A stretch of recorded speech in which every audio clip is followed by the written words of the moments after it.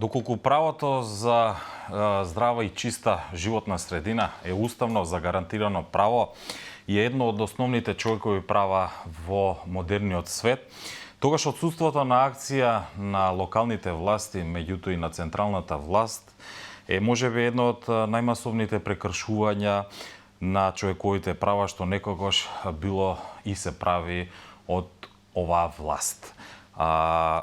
Затоа каква е животната средина, проблемот со аерозагадувањето, но и кои се апелите и акциите на невладиниот сектор кој што се грижи за екологијата во државата, на централно и на локално власт.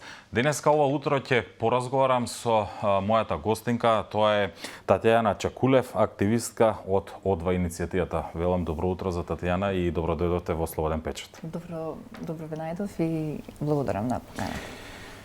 Темата со аерозагадувањето одекнува од ден во ден, од она што е евидентно од прозорците, од воздухот, од она што го гледаме секој ден, се оние параметри кои што не загрижуваат сите, а тоа е високото ниво на PM10 частичките во воздухот, алармот на невладиниот сектор, меѓутоа и немоста на властите да реагираат, односно да донесат некакви превентивни мерки. Што имаме конкретно во овој миг, можеби додека зборуваме она што го загрижува здравјето, што ги загрижува за здравјето на луѓето во земјава?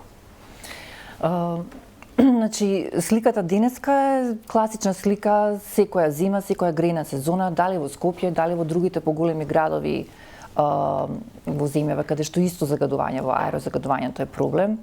Што, например, и за Струмица не се знаеше дека е таков проблем и во такава мера, додека не се постави мониторинг станицата, што укажува на тоа колку се сите работи врзани и колку е потребно на вистина секаде да се мониторира воздухот и за да видиме стварно какво е загадувањето, а не да живееме во некоја лажна слика. Само Скопје е загаден, ама ние сме си чисти тука.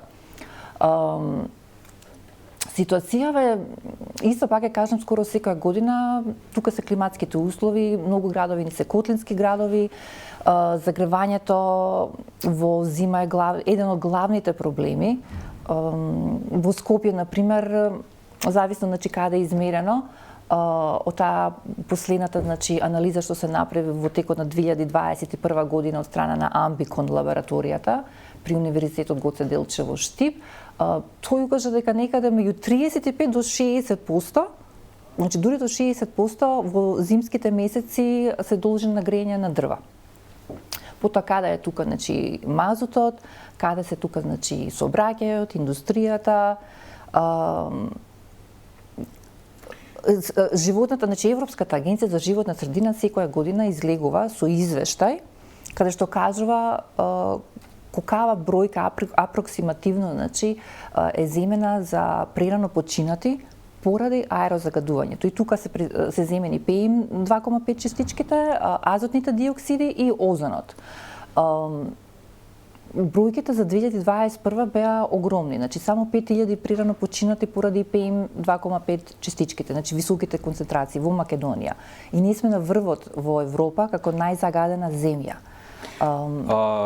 Сноси ли некоја одговорност? Тоа ми е едно директно прашање, бидејќи од она само граѓаните што го читаат се некакви бројки листи на починати, причини и така нешто. Да. Имате ли некакви информации во кои што велате дека некој одговара за ова, некој се труди или обратно го занеморуваат овој проблем кој што евидентно говорам се случува од година во година. Овој проблем ниту е нов, ниту е решен до сега на начин како што треба да се реши. Да, проблемов апсолутно не е нов.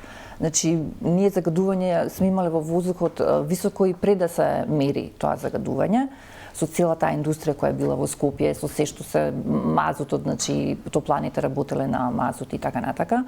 Дали има одговорен? Нема одговорен. Да имало одговорен ќе било полесно, бидејќи ако имаш одговорен и не се исполнила целта која што требало да се исполни, тогаш се сносат консеквенции. Ако се гледат овие бројки, кои што варираат од година во година, 5000, 6000, 6500, тоа се огромни бројки. Тоа се цифри на луѓе кои што прерано починуваат и ако споредиме со оние случувања што во светот го мачат, војни и така натаму, се добива впечаток дека Македонија е во војна со невидлив пријател.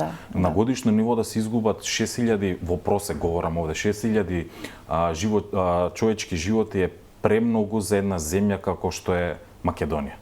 Точно. И затоа е нашиот притисок секоја година голем да се одвојат средства сериозни за брзо, значи со големи чекори да се намали аерозагадувањето. Починатите, значи ние покрај токав број на починати, каде се тука и заболените? Каде се тука сите заболени? Значи аерозагадувањето е поврзано и со дијабетисот.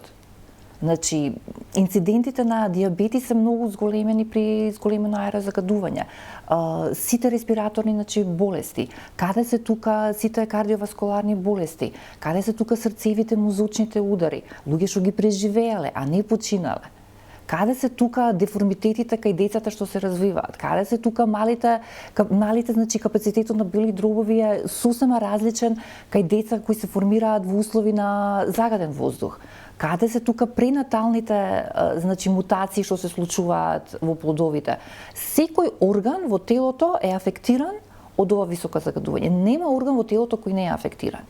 Каде се сите канцерогени, значи болести кои се резултат на тоа? Значи бројките се огромни и Светска банка, сега морам да прочитам за да не кажам грешна бројка, ама според Светска банка аерозагадувањето 2016 година, каде што се земало дека имало починати 1600 луѓе, ја чини државата помеѓу 500 до 900 милиони долари. Така. Значи 500, ама тоа е земена бројка на 1600. Европската, и тоа некаде помеѓу 4,5 до 8,5% од БДП.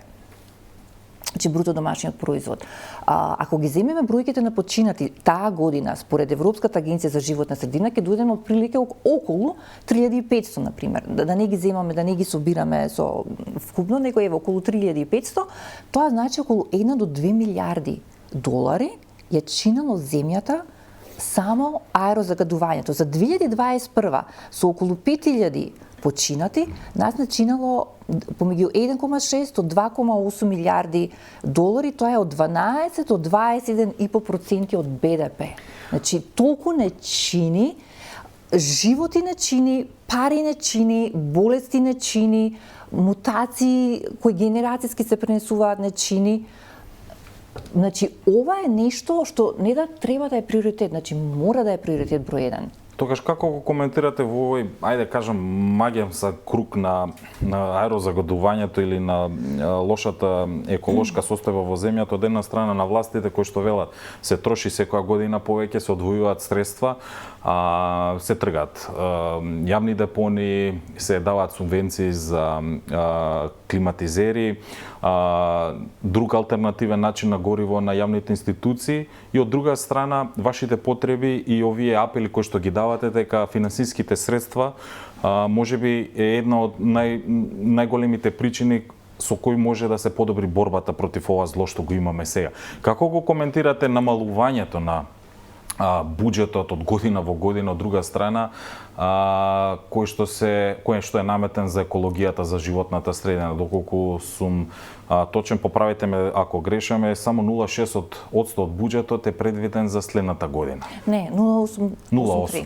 Значи, од скупните расходи на буџетот, колку е тоа потребно? Расходи за заштита на животна средина е 0,83. Така? Тука морам да ве коригирам, не е точно дека секоја година се намалува. Тука мора да бидеме фер. Значи, буџетот за животна средина не варира, можам да кажам.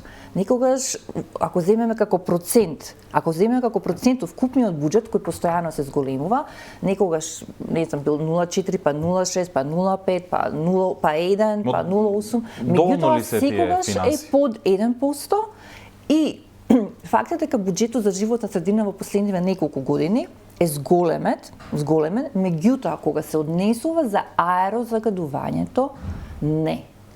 Каде одат Значи, тие од пари? буџетот, Од даночните директно од обврзници? буџетот за конкретно намалување на аерозагадување, за конкретно зборуваме. Значи мерка што ќе направи, ќе ставиме таа мерка, ќе се намали аерозагадување. Значи нема пари во буџетот. Сега не имаме пари од грантови, фондови, тоа е све супер и ние треба да ги користиме тие пари. Ама ние не можеме да се задржиме на 10 милиони тука за 4 града, 3 години евра, кога ние го имаме овој огромен проблем. А во исто време, даноци за животна средина се собираат.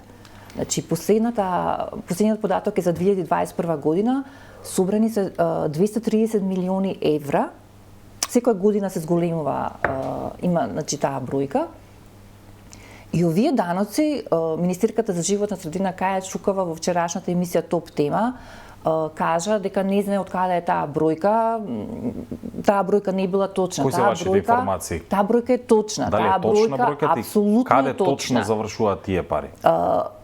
Каде завршуваат, не знаеме, затоа што тие пари завршуваат каде што им треба, дали да се платат пари, дали да се пополни некоја пензиска дупка, мислам во фондот, дали, значи ние не знаеме каде завршуваат, ама не завршуваат каде што треба да завршат, а тоа е за животна средина. Тие пари се собрани за таа цел. Значи даноци за животна средина. Овие податоци со Државниот завод за статистика. Тие податоци ги има и на нивната страница на Министерство за животна средина, затоа што еден од индикаторите за животна средина е трошоците за заштита на животна средина, што сега е сменето, името се нарекува економија, каде ми беше запишано, се вика економија за животна средина и управување со ресурси. Така се вика тој индикатор. Значи тој индикатор и Министерството за животна средина, што Каја Шукова кажа дека не знае од каде е, стои, тие бројки се тамо, при сметката не им е точно колку проценти е од даночните приходи, и овие даноци за животна средина се присметуваат и се задолжителни според Евростат, и Европската агенција за животна средина ги има овие податоци за секоја земја. И зошто овие даноци се битни? Токму за да се решат сите проблеми со животната средина со кои се соочуваме. Тие се многу во денешно време. Аерозагадување, климатски промени, значи ние имаме огромен број на проблеми со кои се соочуваме. Колку се битни ветувањата од друга страна на властите? Говорам и на централно, меѓутоа и на локално ниво.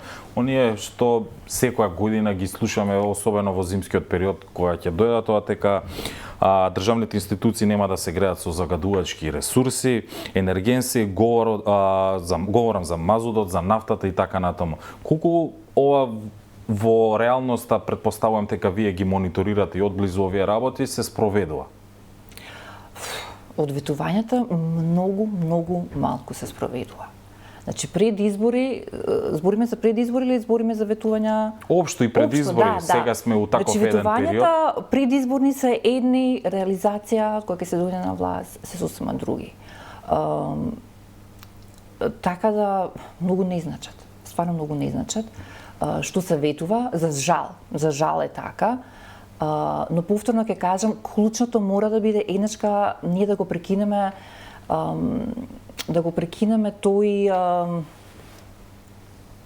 ланец на немање доволно средства, скапо било ова, скапа била животната средина, а повторно ќе се вратам, даноците за животна средина треба да одат само за животна средина справување. И тогаш ќе се справиме ние со овие проблеми. Без токави големи финансии ние не може да се справиме.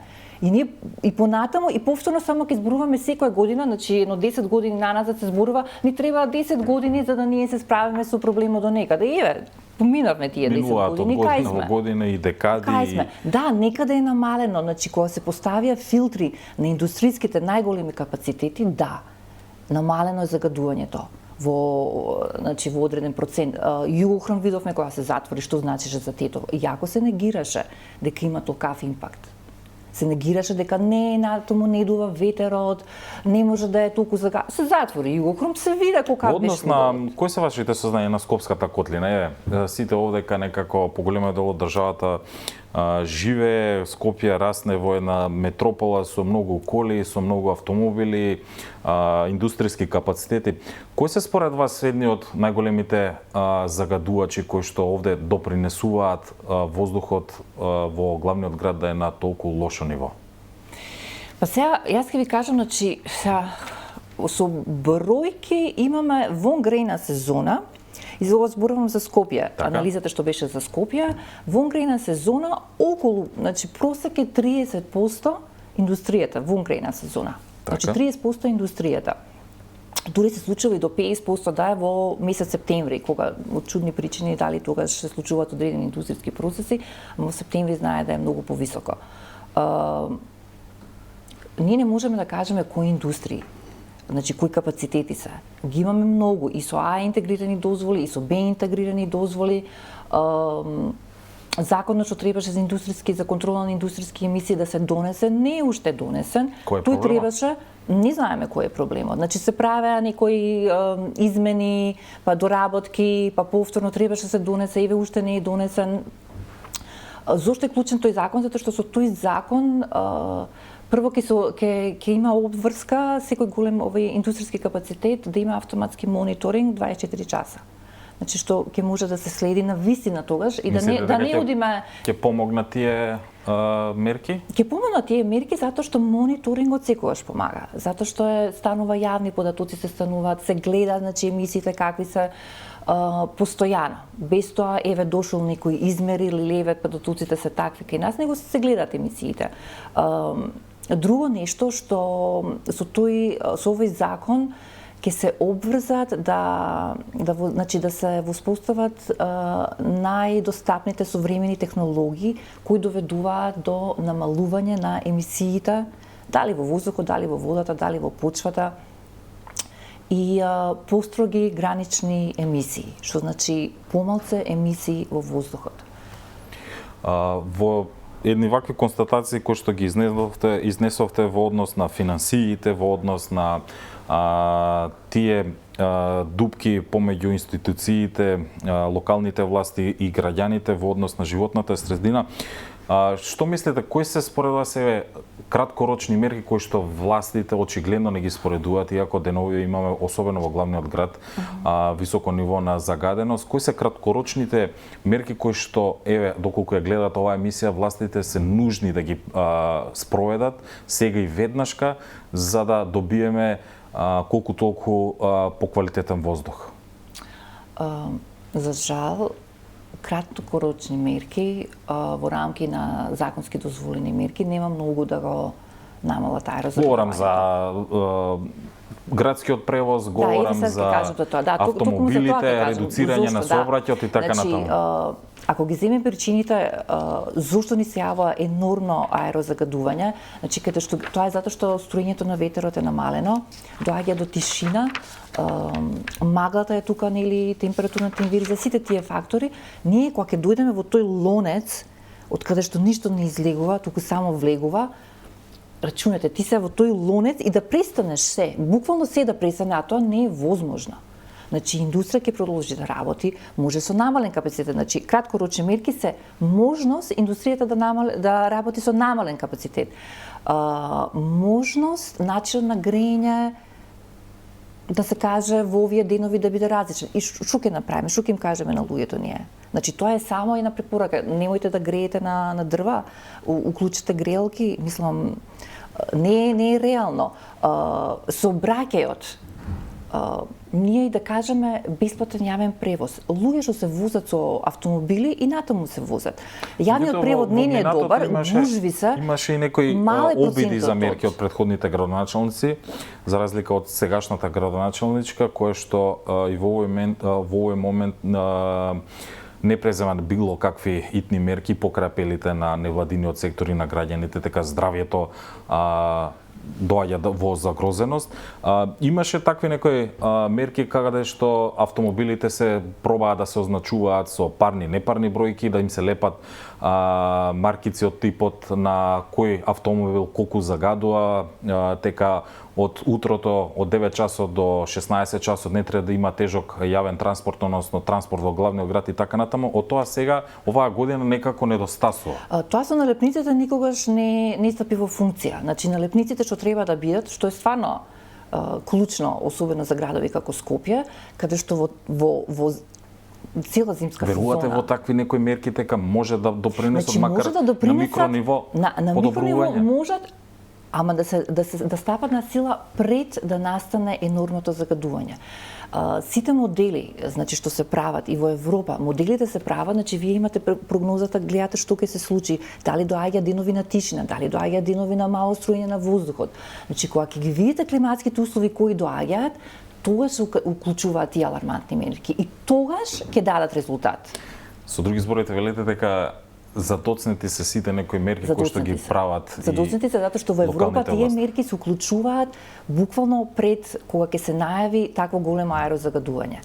И тогаш вклучување на тие мерки, се ова што кажувате, и сообраќајот, и намалување на индустрија, таму кај што е можно начин на грење да се замени, тогаш ќе даде резултат. Недостасува ли национална стратегија кога станува збор аерозагадувањето и општо?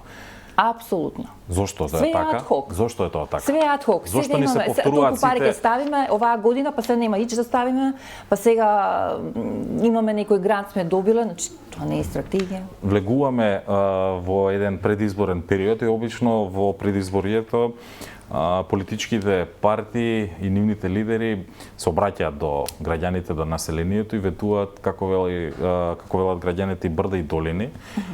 Кога станува збор за екологијата, во минатото се изнагледавме дури и ребрендирање на дел од политичките партии во зелени партии, во нивни заложби колку ќе се зголемат финансиите, во заложби на што итно ќе се преземе кога станува збор загадувањето и животната средина.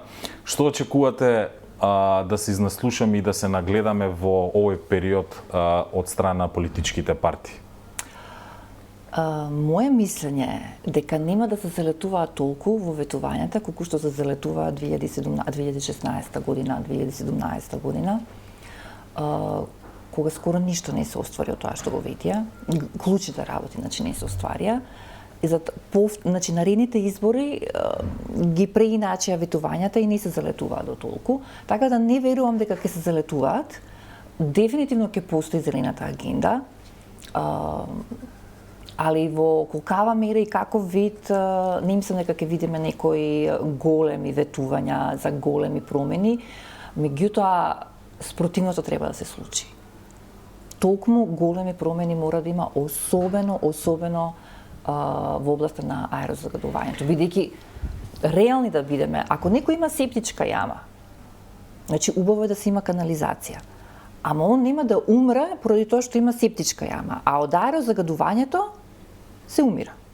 Уште сосем едно кратко прашање на крајот во однос на каква е состојбата со мерните станици во главниот град. Се изнаслушам и читам информации дека се во добра состојба, дека од друга страна се репарираат, односно се сервисираат, меѓутоа дона на терен што го имаме, каква е фактичката состојба? Значи постојано истата приказна ни се повторува. Мониторинг системот мора да е добар, што значи постојано да функционира, континуирано да функционира. Тоа е потребно за да се споредат податоците, да се знае колку било загадено, научната сфера да може да ги користи тие податоци, да изведе некои заклучоци. Кога немате доволно податоци, се тоа паѓа во вода. Значи ни заклучоци може да донесете, ни да споредите, ни да знаете колку било. 25% од инструментите не работат, не за Скопје, значи на ниво на цела држава. 25%. И нас не се случуваше, во минатото исто. Не работе огромен број, ке вложиме, ке ставиме, сменија, вложија. Меѓутоа, овие инструменти барат постојано одржување. Постојано мора да имаме резервни инструменти, значи купени веќе такви резервни инструменти и кога ќе се расипе одреден, да го замените и да продолжи да се функционира континуирано. Ние 2 години еве, значи, поминуваме со тоа, чекаме сега ИПА фондот, парите, да ни стигна нареднава година, за да ние замениме инструмент. Мислам, не може така. Тоа е една општа констатација за повеќе сфери во општеството. Овдека некаде ќе ви се заблагодарам за вашето учество. Се надам дека почесто ќе се дружиме во периодот и ќе говориме за сите оние проблеми кои што ве засекат и вас, активистите и екологистите, меѓутоа и колку можеме ние како медиумите да бидеме се поприсутни во јавноста во однос на информациите, да ги споделиме на граѓаните и да ги знаат вистините за што точно се станува збор кога станува збор нивното здравје. Да, дефинитивно вашата улога е многу битна. Ви благодарам уште еднаш за гостувањето, Татјана Чаколев. Тоа, почитувани, беше активистката на Одва иницијативата Татјана Чакулев. На вас ви предлагам да останете со програмата на Слободен печат. Се враќаме во студиото веднаш по краткиот џингл и рекламите.